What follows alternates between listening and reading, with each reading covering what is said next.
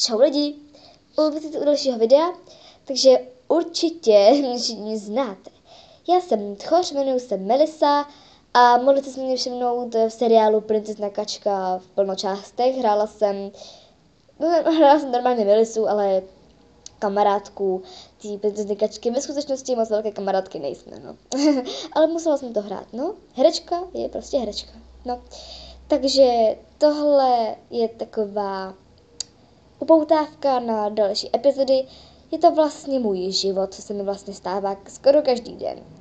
No, takže doufám, že se vám to bude líbit. Samozřejmě tohle je jenom taková ta upoutávka, jak jsem již řekla, a prostě budu vám říkat různé informace, tak poslouchejte.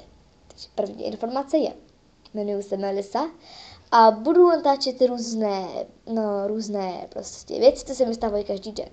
Druhá informace. Samozřejmě nebudu v těch seriálech jenom já. Samozřejmě, že tam budou moji přátelé a rodina a spolupracovníci, že natáčí také videa a tak. A třetí informace je, že to hlavně natáčím kvůli mojí nejlepší kamarádce Ady.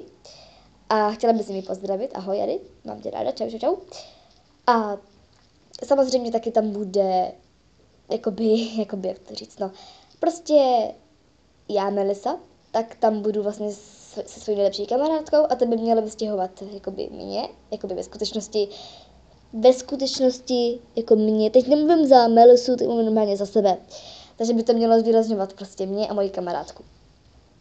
No, takže snad se vám taková upozorňovačka líbila a u tom dalším videu už to pořádně roztočíme, takže čau a ahoj Ady, doufám, že se ti to líbilo.